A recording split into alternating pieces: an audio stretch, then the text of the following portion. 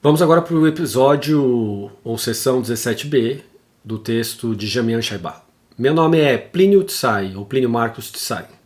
Eu sou professor da pós-graduação em Ciências da Religião da Universidade Metodista de São Paulo, nos programas de mestrado e doutorado, e também sou professor da graduação em Teologia, na mesma universidade.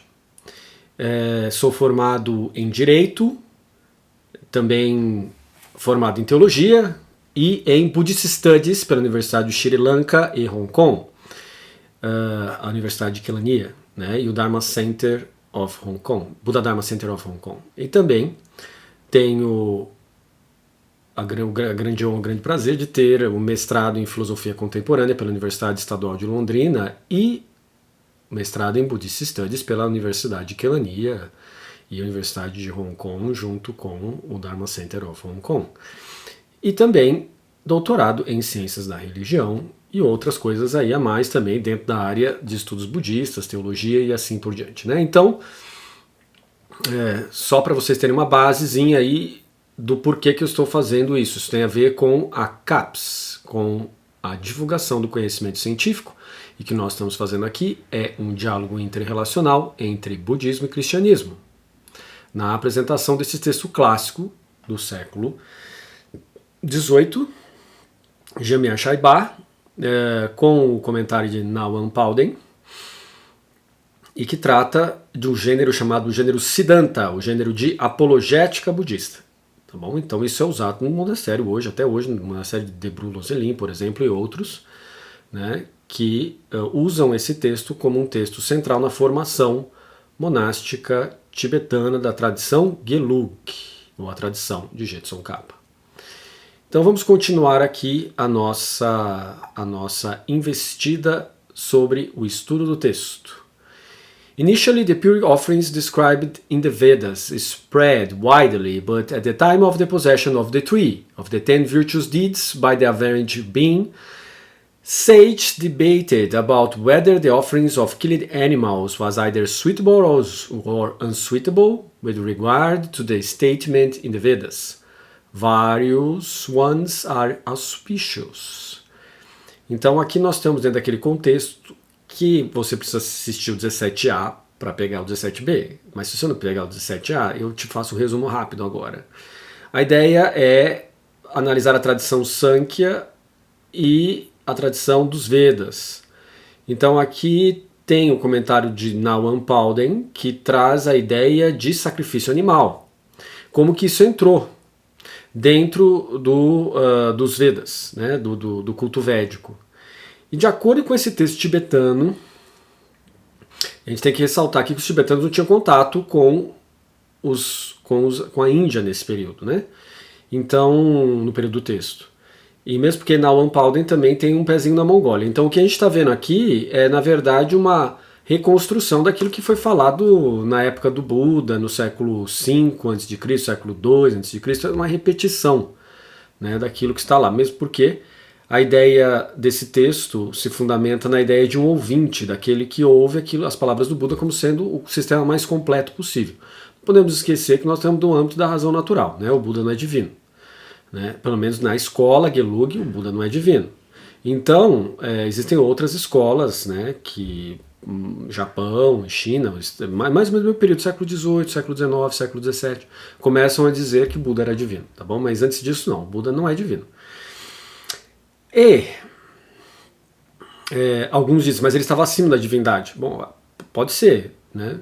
Aí depende de qual perspectiva a gente vai usar, mas normalmente as tradições que sustentam a meditação analítica combinado com a meditação não discursiva, a meditação discursiva, meditação não discursiva, não trabalham dentro do referencial de que o Buda é um ser para além do divino, ou para além da capacidade da razão natural. Certo, tendo colocado isso, a gente vê aqui que esse texto fala que na época em que começou a se falar nos Vedas das 10 ações virtuosas, a partir do ponto de vista do ser comum, average being, os sábios debateram sobre se as oferendas de matar animais eram adequadas ou inadequadas. Por quê? Dentro dessas 10 ações virtuosas tem a de não matar. Então é adequado oferecer para os deuses bichos mortos, animais mortos, e eles disseram que sim, né, porque usam essa raciocínio de vários ones are auspicious, né, a variedade auspiciosa. Those who wished to eat meat performed impure offerings and even changed the Vedas. Aqueles que...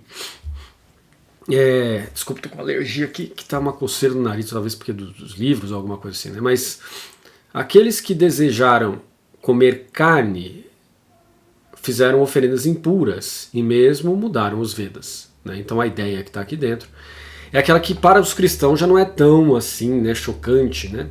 Da ideia de os escribas alterarem o texto bíblico. Aqui também tem essa ideia, né? Como a gente pode ver os budistas dizendo que os textos védicos, os Vedas e os Upanishads, tiveram um contato com esse modo de pensar, que é apego por comer carne, e então alteraram o texto, né? Claro que, de novo, nós temos que lembrar que isso daqui é uma circunscrição dentro de um ambiente muito específico de apologética budista contra a apologética védica. Então, a partir disso, nós temos a ideia de que quem estava ali alterou o texto védico para que o pessoal deixasse de ser vegetariano. E que os sacrifícios dos animais eram consumidos, né? Eu não estou muito certo, não, em relação à certeza daquilo que está sendo trazido nesse texto aqui, porque o pessoal que estuda Veda atualmente não fala dessa maneira, né? E o pessoal que hoje trabalha as questões textuais, questões de ritualística, etc., antropologia religiosa, também não vê desse modo, né?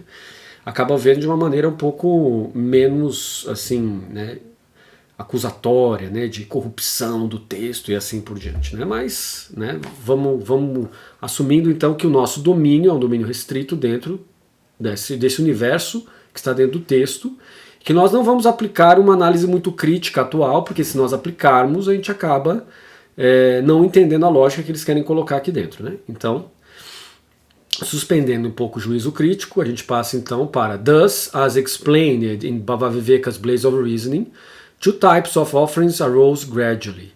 Então, num texto da escola Madhyamaka do século II depois de Cristo, é a fundação da Madhyamaka. Bhavaviveka talvez século V, IV. Não tenho certeza, né? Teria que olhar aí. Datas para mim é sempre um problema, né? Mas é mais ou menos por aí. Talvez 6, né? Agora, Thus, as explained in Bhavaviveka's Blaze of Reasoning, lâmina de razões, dois tipos de oferendas surgiram gradualmente. Dois tipos de oferendas, ou seja, aquela que envolve matança e aquelas que não envolve matança. Mas por que gradualmente? Porque a ideia aqui é de que a coisa não surgiu de maneira revelada, tá bom? Então a defesa budista em relação aos Vedas de que o Veda é uma construção sociológica, uma construção política, uma construção religiosa que não foi revelada. Não é a palavra final de Deus, certo? Então, diante disso, a gente percebe que existe aí uma contraposição na lógica budista de não aceitar nenhum tipo de revelação divina. Como eu disse para vocês em aulas anteriores, ou sessões anteriores, sobre aqui o Jamel Shabbat, o sistema budista não é teísta, né? Tá bom? Faz parte de um fundamento ali, que é de auto-organização. Portanto, permanece dentro de dois viés. Ou é o viés do ateísmo, não a Deus, ou o viés do agnosticismo, de Deus nada pode ser dito. Tá bom? Então, e Jesus, como é que fica dentro disso? Jesus não fica dentro disso porque não está no período da revelação. Agora, esse texto foi escrito no século ali, bem mais para frente, o cristianismo já era conhecido no Tibete. Então, isso quer dizer que, sem dúvida alguma, há uma apologética budista que não é a favor do cristianismo e do Deus criador cristão. Tá bom? Então, tem que saber aqui que é possível estudar o budismo na perspectiva cristã, mas existem coisas que não dialogam, né? Não tem como coincidir uma coisa com a outra. Por exemplo, a questão do Deus criador, ou do Deus gerador védico, ou do Deus criador cristão, ou do Deus criador dos Sankhya's, não se comunica com a estrutura lógica budista. Bom, continuando. According to the explanations in the root texts of and out commentary to Chandrakirti's supplement to Nagarjuna's treatise of the Middle, Madhyamakavattara Namabhashyam, or Madhyamakavattara Bhashyam in Sanskrit, it's to be asserted that the Sankhya system arose earlier than the other further systems. De acordo com o texto de Chandrakirti, portanto, fazendo recuo à autoridade um tanto quanto da teologia que está aqui dentro, né? It's to be asserted that the Sankhya system, deve ser afirmado que o sistema Sankhya surgiu de maneira anterior aos sistemas dos fundadores, né? Pô, mas você falou teologia, mas eles são agnósticos, então. Dentro do viés do agnosticismo, de Deus nada pode ser dito, o sistema, embora não se diga nada sobre Deus, Deus está dentro do sistema. Agora, se a gente considera que há ateísmo, então nós estamos falando dentro de outra coisa, nós estamos falando de uma possibilidade que não é mais teologia. Aí nós estamos falando de uma possibilidade de filosofia, de conhecimento religioso e assim por diante. Mas as estruturas de argumentação que estão aqui dentro, elas são estruturas teológicas. Veja, eu estou rebutando a autoridade de alguém aqui dentro. A filosofia, vamos dizer assim, eurocêntrica ou vamos dizer assim, euro-enraizada, ela trata de fazer um espelhamento com estruturas teológicas, de trazer a autoridade de alguém, mesmo sabendo que na filosofia é dito que isso é uma falácia, né? A gente não pode usar a autoridade de alguém para justificar um argumento, como por exemplo aqui. Dizer que Chandrakirti disse que o sistema dos Sankhya's veio antes dos sistemas dos fundadores, né? Então, até antes do sistema védico já existia Sankhya. Mas como isso aconteceu, de que maneira, etc., não é falado. Simplesmente se joga ali dentro o argumento e diz que é. Então isso tem a ver muito com o argumento filosófico. O argumento filosófico ele trabalha dentro de uma estrutura de argumentação, pode até citar textos, como é o caso aqui dentro, mas não é a autoridade última, né? Não é porque está escrito lá porque então porque é como se fosse alguma coisa que tem autoridade máxima, né? Então aí é que nós entramos na questão aqui de fato uma estrutura religiosa, né? Tá bom? Então, não que na filosofia não se use isso, até a gente usa, mas tem que explicar a lógica. Aqui não tem a explicação. Ó, eu vou descer aqui, ó, e não aparece, ó, né, entre os sinônimos de outras escolas. Certo? Então, olha só. Vamos ler essa nota de rodapé aqui, que ela é muito interessante. Ó. Chandrakirti, no suplemento, diz: The Sankhyas fathers impute a self that is the experiencer of pleasure, pain, and so forth, a permanent thing. Non-creator of transformations without the three qualities of the nature, mental potency, motion and darkness, inactive. Depending on little differences in it, the systems of the father became different. Então olha só, né, essa passagem que ele comentou, está lá no Madhyamakavatara Bhashyam, ou Madhyamakavatara Nama Bhashyam, e que diz o seguinte, olha, os fundadores, Sankhya, imputaram um si mesmo, um self, um Atman, que é o experienciador do prazer, da dor e assim por diante, uma coisa permanente. Olha, isso é permanente por vida de causa e condições, né? Então isso é um debate muito forte entre Sankhya e Buda, né? Entre a tradição Sankhya e a tradição budista. Se existem coisas permanentes. O budismo vai dizer não tem coisas permanentes, é tudo interdependente. Os Sankhya vão dizer não, o Atman é permanente, ou seja, o eu meu, o eu seu é permanente.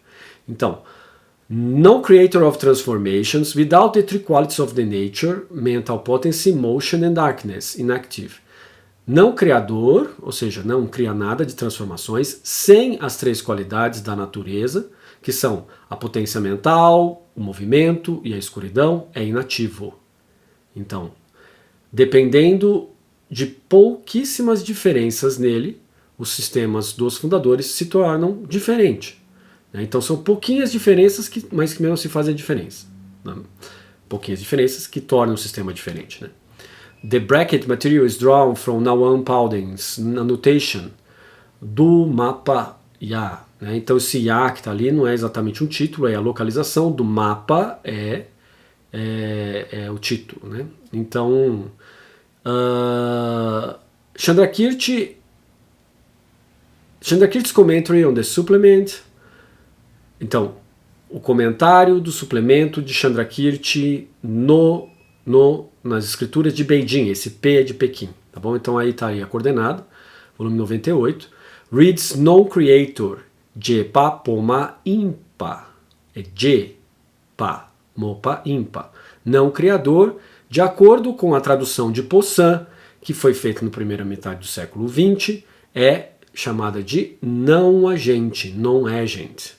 E o Poussin traduziu Madhyamakavatara, teoricamente, das fontes em sânscrito. And in the Sanskrit, which he cites, or he quotes, né? Então o que ele cita, lê Nityokarta. No entanto, os dois comentários sobre o Sutra descendo para o Lanka, por Jnana Shribhadra e Jnana Vajra, leem agente criador, Jepa.